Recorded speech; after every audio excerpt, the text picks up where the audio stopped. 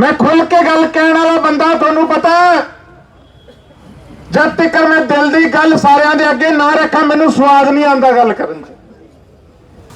उदों भारतीय जनता पार्टी नहीं हुंदी सीगी, उदों कांग्रेस पार्टी के मजबूत कार्यकर्ता हमेशा इंडियन नेशनल लोक दल के राज दे विच सीना ताण के टक्कर लैण का काम करते सीगे। इस करके तुहानू सलाम है सारिਆਂ नू।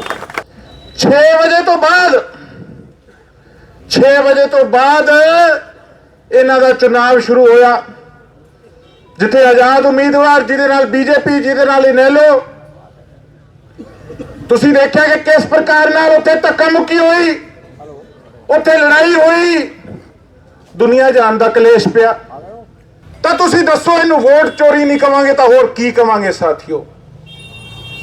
और मैं दात है ना थोड़ी कि तुसीं सारे ने मेरा हौसला ਵਧਾਈ रखिया ते असीं आपदा पार्टी का झंडा बुलंद रखिया ते ठोकी रखिया, उन्होंने भजाई रखिया। और आपके हौसले से 7,7200 से आपकी सरसा की सीट निकली। ये सब आपकी देन है साथियों। अगर सरकार बनानी है तो हमें एकजुट होना पड़ेगा, हमें तगड़े होना पड़ेगा साथियों, नहीं तो ये लोग हमें रौंद के रख देंगे, रौंद के। सुरक्षा multi speciality hospital medicine, urology, general surgery, हड्डी रोग एवं ज्वाइंट रिप्लेसमेंट, स्त्री एवं प्रसूति रोग, इमरजेंसी चिकित्सक सुविधाओं में एक भरोसेमंद नाम है। आज भी किते ना किते ये हालात बने हुए हैं। मैं आज होर्डिंग देखे सरसा दे विच, उन्हां होर्डिंगां दे विच हुड्डा साहब की फोटो नहीं सीगी, सुरजेवाला साहब की फोटो नहीं सीगी। एक मैं न्यूज़ देखी, किसी एरिया दे विच कांग्रेस पार्टी का प्रोग्राम सीगा, उत्थे शैलजा मैडम की फोटो नहीं सीगी। ये कौन कर रहे हैं? शरारती तत्व ये सिस्टम साडी पार्टी नूं किते ना किते खिलारन का प्रयास कर रहे हैं। जब तक असीं आपदी पार्टी दे विच इस चीज ते मंथन नहीं करांगे, असीं आ बीजेपी वालियां नूं घेर नहीं सकते साथियों, असीं इन्हां नूं घेर नहीं सकते। उन्हां दे नाल गठजोड़ च रहा, कदे पार्टी नहीं ज्वाइन कीती। सियासत दे विच एक हथ लाओ ते दूजे हथ दो, कोई किसी का आसान नहीं कदे सिर ते रखिया। लेकिन जिस प्रकार का सिस्टम साडे सरसा दे विच रहा है, उदों भारतीय जनता पार्टी नहीं हुंदी सीगी, उदों कांग्रेस पार्टी के मजबूत कार्यकर्ता हमेशा इंडियन नेशनल लोक दल के राज दे विच सीना ताण के टक्कर लैण का काम करते सीगे। इस करके तुहानू सलाम है सारिਆਂ नू। परिस्थितियां बदलती रहिंदियां, राजनीति दे विच परिस्थितियां बदलियां। पार्टी के अंदरली जो लड़ाई सी ओदा शिकार साडा परिवार भी होया सीगा। मैं खुल के गल कहने वाला बंदा, तुहानू पता जब तक मैं दिल की गल सारिਆਂ ਦੇ ਅੱਗੇ ना रखा मैनू स्वाद नहीं आता गल करन च। अज भी किते ना किते ये हालात बने हुए हैं। मैं आज होर्डिंग देखे सरसा दे विच, उन्हां होर्डिंगां दे विच हुड्डा साहब की फोटो नहीं सीगी, सुरजेवाला साहब की फोटो नहीं सीगी। एक मैं न्यूज़ देखी, किसी एरिया दे विच कांग्रेस पार्टी का प्रोग्राम सीगा, उत्थे शैलजा मैडम की फोटो नहीं सीगी। ये कौन कर रहे हैं? शरारती तत्व ये सिस्टम साडी पार्टी नूं किते ना किते खिलारन का प्रयास कर रहे हैं। जब तक असीं आपदी पार्टी दे विच इस चीज ते मंथन नहीं करांगे, असीं आ बीजेपी वालियां नूं घेर नहीं सकते साथियों, असीं इन्हां नूं घेर नहीं सकते। दूजी गल, साडे कुछ भरावां ने मैं कहूंगा बड़ी दलेरी दिखाई, रात में एक स्प्रे वाला काम किया, लेकिन साथियों वो किते ना किते गलत सीगा। जो मेरे आप दी मेरी सोचनी है, किसी विपक्ष की फोटो ते सानू कालख नहीं पोतनी चाहिए। ਇਹ ਸਾਡੇ ਕਾਂਗਰਸ ਪਾਰਟੀ ਦੇ ਸੰਸਕਾਰ ਨਹੀਂ ਹੈ। ਸਾਡੇ ਕਾਂਗਰਸ ਪਾਰਟੀ ਦੇ ਸੰਸਕਾਰ ਹੈ ਕਿ ਅਸੀਂ ਧਰਾਤਲ ਤੇ ਰਹਿ ਕੇ, ਜ਼ਮੀਨ ਤੇ ਰਹਿ ਕੇ ਆਪਦੇ ਹੱਕਾਂ ਲਈ ਲੜਾਈ ਲੜਨ ਦਾ ਕੰਮ ਕਰਦੇ ਆ ਸਾਥੀਓ। ਆਪਦੇ ਹੱਕਾਂ ਲਈ ਅਸੀਂ ਲੜਨ ਦਾ ਕੰਮ ਕਰਦੇ ਆ। बाकी गल रह गई वोट चोरी की, तो थोड़ा देखा इस चुनाव में क्या हो।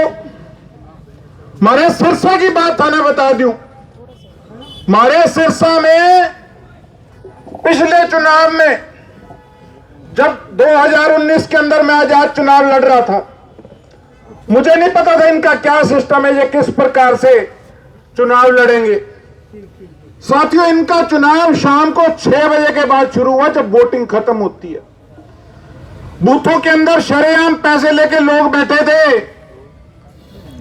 और प्रशासन वाले भी उनके साथ मिले हुए थे और 600 से चुनाव हार गए। लोगों के काम के लिए एक बार मैं यहां सेक्रेटरीट आया था, उस समय एक एडीसी मैडम होते थे, तो मैंने उन्हें कहा कि एडीसी मैडम, ये छोटा सा काम है, हमारे हाउसिंग बोर्ड फ्लैटों का नरक बना पड़ा है, तो वहां के हालात सुधार दो। आगे से मैडम क्या बोली, कहती मेरे पास कोई अलादीन का चिराग है जो मैं उसको रगड़ूंगी और एकदम से अलादीन निकलेगा और काम हो जाएगा। तो हमने मुर्दाबाद के वहां नारे लगाए और जिस दिन गिनती होनी थी उस दिन वही एडीसी मैडम वहां तैनात थी, ऊपर से आशीर्वाद भी था। उस दिन फिर उन्हें कसा के अलादीन का चिराग कटता तो 600 तो हरा था, की करिए। वही हालात है इलेक्शन जो 6 बजे तो बाद इन्हां दा चुनाव शुरू होया, जिथे आजाद उम्मीदवार जिहदे नाल बीजेपी, जिहदे नाल इनेलो, तुसीं देखिया कि किस प्रकार नाल उत्थे धक्का मुक्की हुई, उत्थे लड़ाई हुई, दुनिया जान दा कलेश पिया।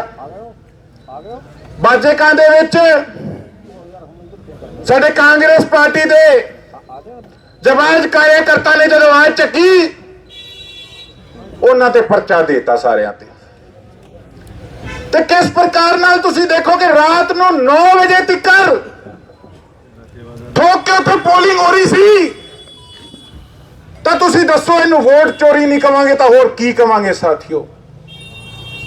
और मैं दात है ना थोड़ी कि तुसीं सारे ने मेरा हौसला ਵਧਾਈ रखिया ते असीं आपदा पार्टी का झंडा बुलंद रखिया ते ठोकी रखिया, उन्होंने भजाई रखिया और आपके हौसले से 7,7200 से आपकी सिरसा की सीट निकली। ये सब आपकी देन है साथियों। तो मैं ज्यादा कुछ ना कहता हुआ, आज कई लोग कहते हैं कौन सी वोट चोरी, कई लोग हंसते हैं, उनको बताते हैं सिरसा में बैठे, सिरसा में प्रदर्शन है, सिरसा के चुनाव का उदाहरण दिया, वो वोट चोरी थी। कोई बता दे अगर गलत था तो कुल मिला के हमने अपना हौसला नहीं हारना। बहुत तरीके के जोर आजमाइश सरकारें भी करेंगी, अपोजिशन पार्टियां भी करेंगी।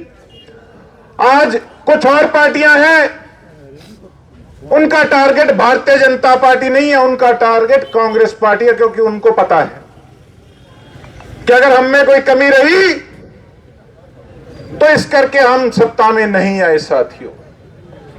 लेकिन मैं एक बात कहना चाहता हूं कि हम विधानसभा के अंदर बैठे हैं, हमारी एमपी मैडम लोकसभा के अंदर बैठी हैं, किस प्रकार की दिक्कतों को हमें सामना करना पड़ता है वो हमारा दिल जानता है। जब कोई कार्यकर्ता, कोई आम आदमी जब हमारे पास काम लेके आता है तो हमें खुद हमारी शर्म से नाड़ नीचे हो जाती है कि करें तो करें क्या। लेकिन अगर इस परिस्थितियों से हमने ऊपर उठ के अगर सरकार बनानी है तो हमें एकजुट होना पड़ेगा, हमें तगड़े होना पड़ेगा साथियों, नहीं तो ये लोग हमें रौंद के रख देंगे, रौंद के। इतनी बात कहता हुआ मेरी बात सुनने के लिए आप सभी का तहे दिल से धन्यवाद। और मेरी बात का अगर किसी को कोई बुरा लगा हो तो मैं हाथ जोड़ के क्षमा चाहता हूं। बहुत बहुत धन्यवाद। जय हिंद, जय भारत।